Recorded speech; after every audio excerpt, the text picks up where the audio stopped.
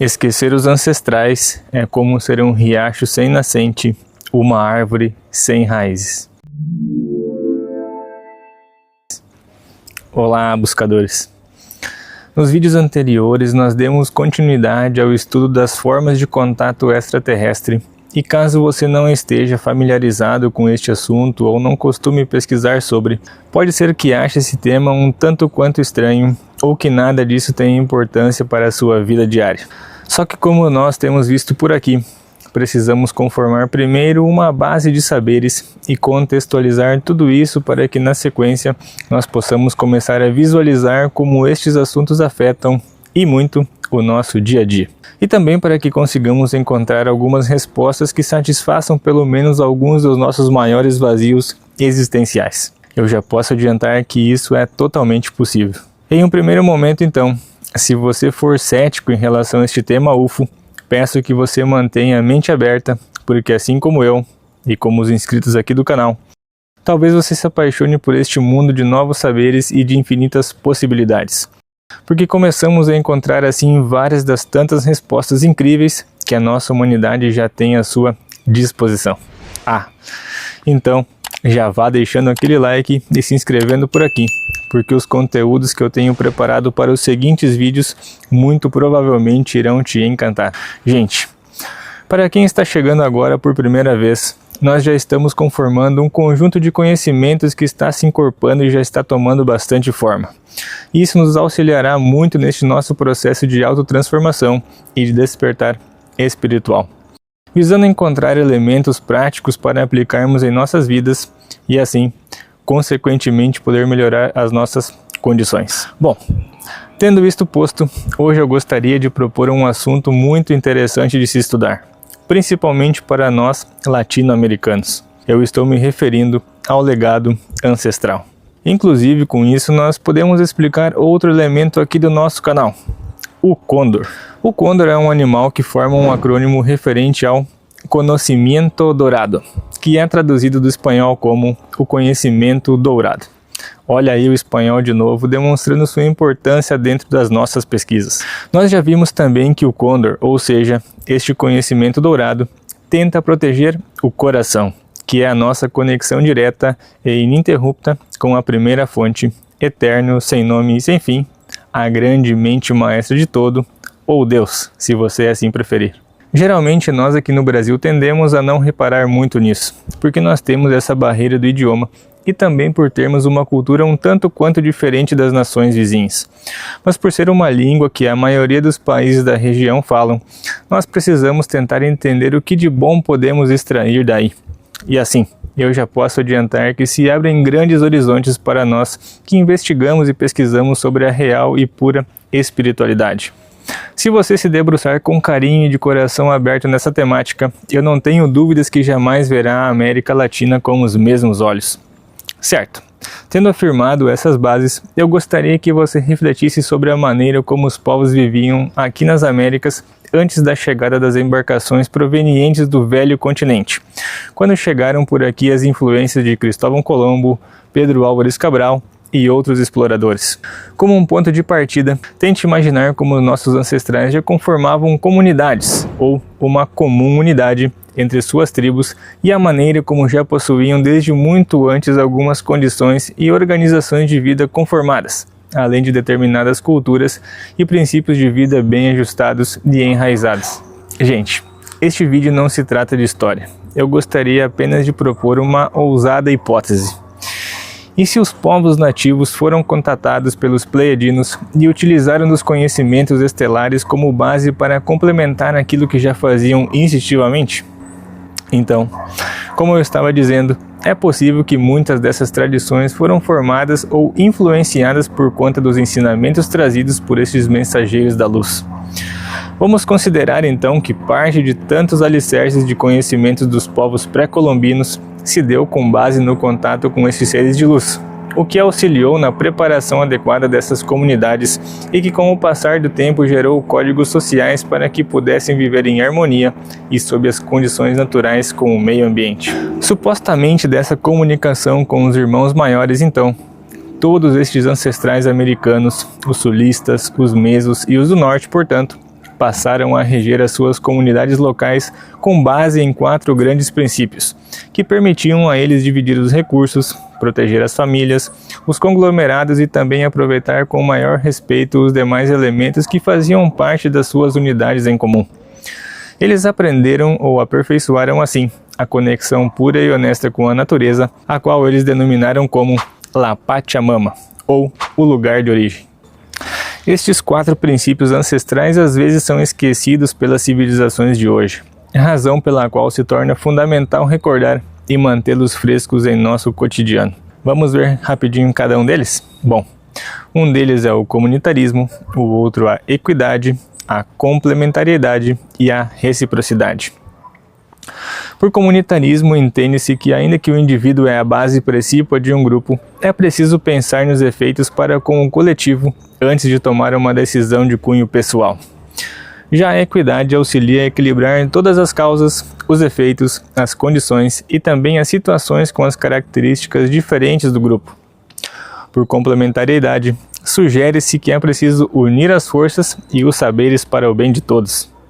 E por reciprocidade, surge a ideia de que é necessário beneficiar os demais de forma genuína, da maneira em que for possível, mas sem esperar nada em troca, e não importando a situação, pura e exclusivamente por respeito às leis naturais. Bom, após a chegada das embarcações daquelas terras longínquas, estes princípios começaram a perder força por conta do estímulo constante e permanente a outro conjunto de diretrizes, que, se bem analisadas, constituem uma forte oposição aos princípios ancestrais das Américas, mesmo que ainda não pareça em uma primeira olhada. Estes novos parâmetros incentivados dizem respeito ao individualismo, à igualdade, à competitividade e à solidariedade. Achou estranho 2 deles, não é mesmo? Vamos analisar juntos. O individualismo talvez seja o mais conhecido, pois se refere ao egoísmo e à indiferença com condições desfavoráveis para com os demais, resultando em fragmentações sociais, inclusive dos pequenos grupos. A igualdade pode ser um ponto polêmico, só que se pensarmos friamente, nós notamos que se trata de uma distribuição e tratamento desproporcional das necessidades dos diferentes e principalmente das condições díspares de cada situação. No final das contas, isso gera um desequilíbrio em toda a rede invisível universal. A competitividade parece ser uma lei da civilização contemporânea, porque busca de maneira desenfreada a rivalização e a superação das demais pessoas ou grupos, não considerando a relevância, as necessidades e a existência do outro como um indivíduo e como sendo este partícipe de um coletivo. E por fim, a solidariedade também soa estranha. E a ideia de se colaborar com um necessitado apenas por conta de uma situação prévia que demande uma solução. Neste contexto, em outras palavras, não se considera a espontaneidade e a condição de replicar uma boa ação a futuro de forma desinteressada e sem um estímulo anterior. Veja que cada uma dessas 4 últimas parece não se alinhar com algumas das principais leis naturais, ao passo que as outras 4, sim. Bom, tendo entendido esta parte, vamos considerar então que essas comunidades nativas, portanto, estavam acostumadas a viver sob alguns parâmetros e legados ensinados por estes mensageiros de Columbae, mesmo que de forma indireta.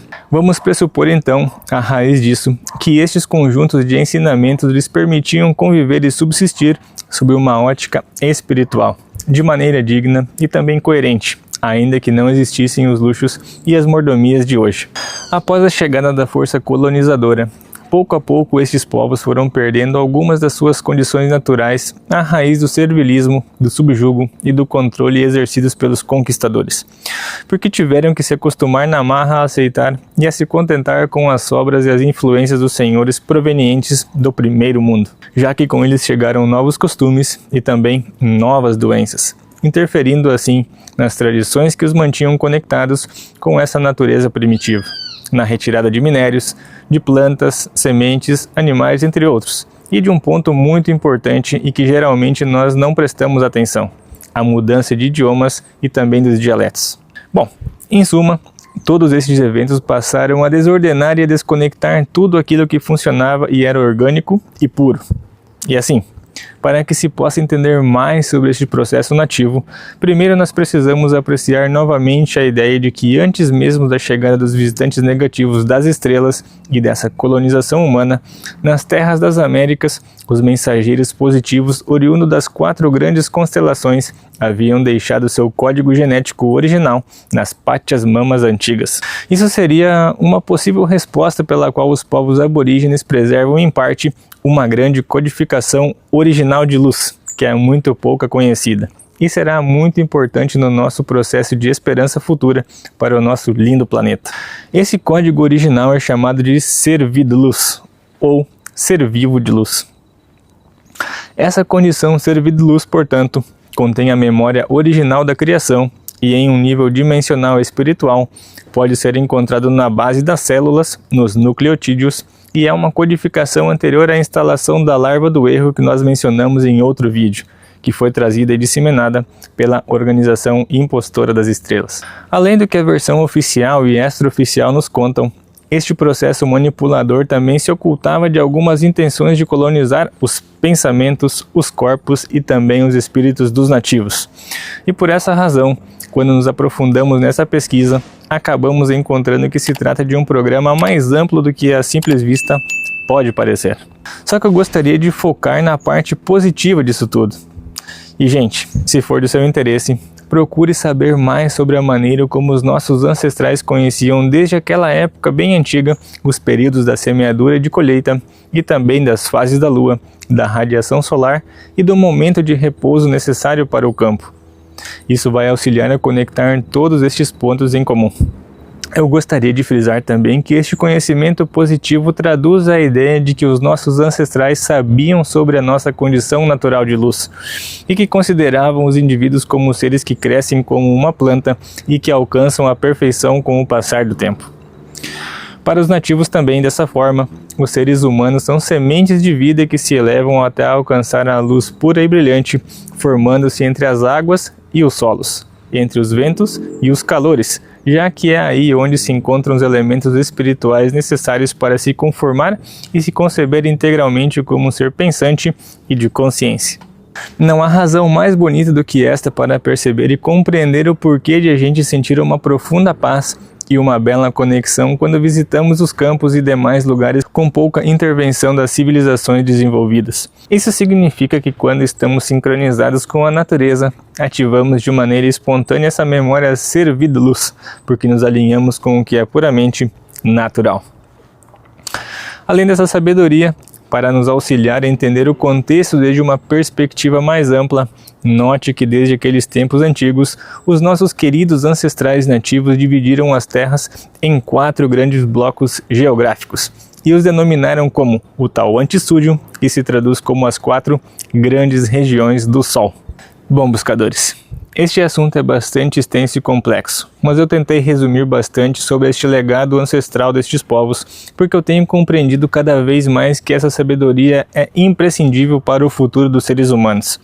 E mesmo que infelizmente não seja reconhecido nem valorizado, nós precisamos ter presente a herança dos povos nativos e saber que ela contém a memória original deixada pelos mensageiros positivos das estrelas. Dessa forma, uma das poucas possibilidades que temos para vislumbrar um futuro melhor para as seguintes gerações é contemplar, valorizar e praticar todo este conjunto de sabedoria ancestral.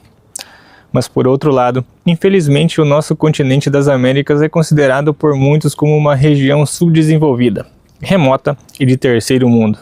Mas ainda assim, nós, o povo latino, devemos nos sentir genuinamente orgulhosos de nossas origens e de nossas condições espirituais.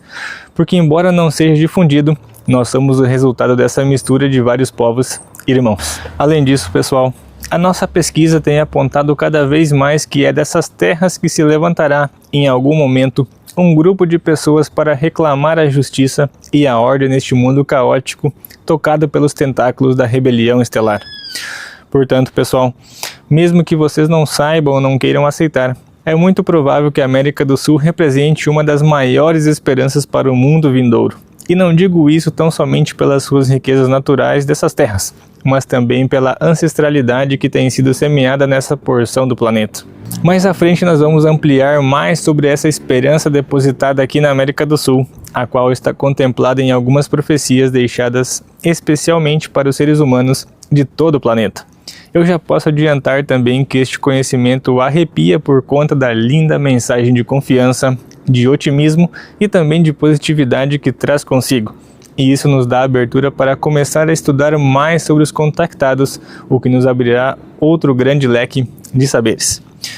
Mas por ora, tenha em mente que o conhecimento dourado reside nas terras aqui das Américas e, como dizem algumas canções, o Condor levanta o seu voo e voa alto, muito alto, ainda que esteja ferido.